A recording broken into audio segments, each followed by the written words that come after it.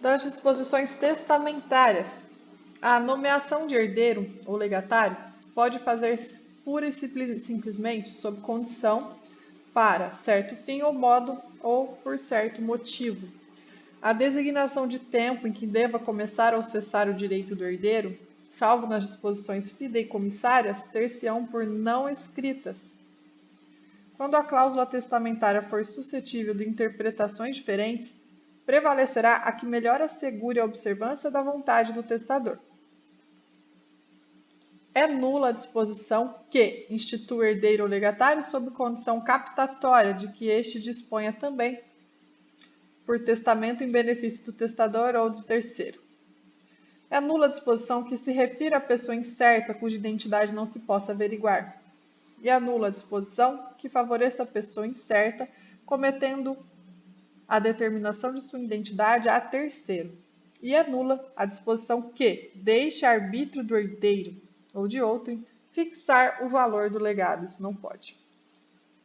Também é nula a disposição que favoreça as pessoas do 1801 e 1802. Relembrando, o 1801 são as pessoas que não podem ser nomeados herdeiros nem legatários. A pessoa que arroga escreveu o testamento, nem seu cônjuge, companheiro ou seus ascendentes irmãos, nem as testemunhas do testamento, concubino do testador casado, também não, salvo se este, sem culpa sua, estiver separado de fato do cônjuge há mais de 5 anos, também não pode ser nomeado herdeiro nem legatário, o tabelião civil ou militar ou o comandante ou escrivão perante quem se fizer assim como o que fizer ou aprovar o testamento. São as pessoas que não podem ser nomeadas legatárias nem herdeiras do 1801 e do 1802. São nulas as disposições testamentárias em favor de pessoas não legitimadas a suceder, ainda quando simuladas sob a forma de contrato oneroso ou feita mediante interposta pessoa. Presume-se as pessoas interpostas, os ascendentes, os descendentes, os irmãos, o cônjuge, o companheiro do não legitimado a suceder. Questão do 1801 são as não legitimadas a suceder, certo? É nula a disposição dessas pessoas. Continuemos. Valerá a disposição? Ela vale? Ela está correta. Vale a disposição, valerá a disposição em favor da pessoa incerta, que deva ser determinada por terceiro, dentre duas ou mais pessoas mencionadas pelo testador, ou pertencentes a uma família ou a um grupo coletivo ou a um estabelecimento por ele designado. E valerá também a disposição em remuneração de serviços prestados ao testador por ocasião da moléstia de que faleceu, ainda que fique ao arbítrio do herdeiro ou de outrem determinar o valor do legado.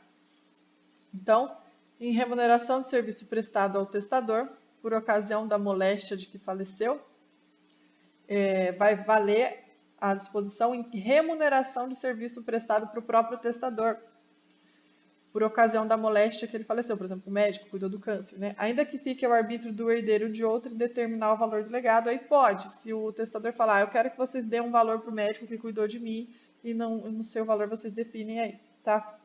A disposição geral em favor dos pobres, dos estabelecimentos particulares de caridade ou de outros de assistência pública, entender-se-á relativamente aos pobres do lugar do domicílio do testador, certo? Do domicílio do testador, ao tempo de sua morte, ou dos estabelecimentos aí citos, salvo se manifestamente constar que tinha em mente beneficiários de outra localidade.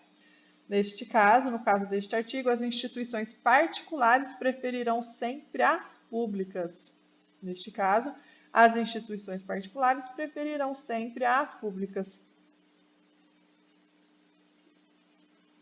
O erro na designação da pessoa do herdeiro, do legatário, o erro na designação da pessoa do herdeiro, do legatário ou da coisa legada, anula a disposição. O erro anula a disposição.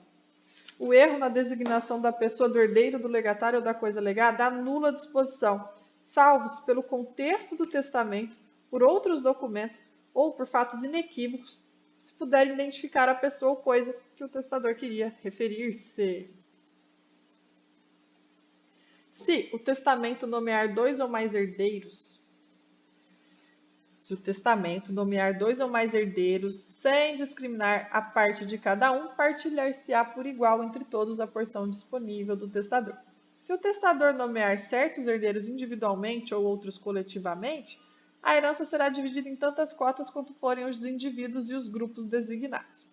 Se forem determinadas as cotas de cada herdeiro e não absorverem toda a herança, o restante, o remanescente, pertencerá aos herdeiros legítimos segundo a ordem de vocação hereditária.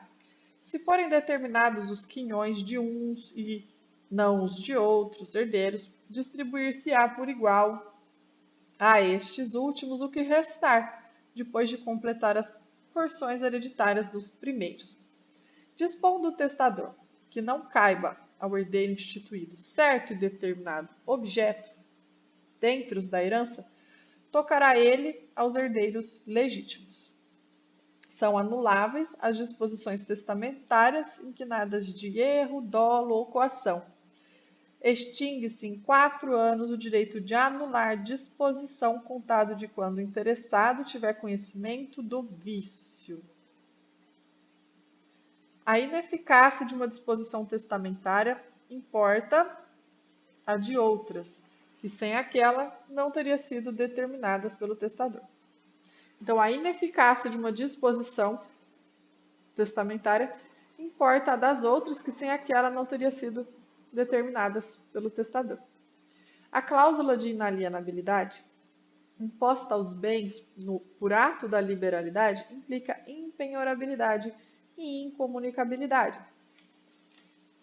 A cláusula de inalienabilidade, imposta aos bens por atos de liberalidade, implica impenhorabilidade e incomunicabilidade. Imagine o seguinte, colocou uma cláusula que não pode vender, inalienável. Significa que é impenhorável e incomunicável. A mesma coisa. A cláusula de inalienabilidade imposta aos bens por ato de liberalidade implica impenhorabilidade e incomunicabilidade. Parágrafo único. No caso de desapropriação de bens clausulados ou de sua alienação por conveniência econômica do donatário ou do herdeiro, mediante autorização judicial, o produto da venda converter-se-á em outros bens, sobre os quais incidirão as restrições apostas aos primeiros. Calma.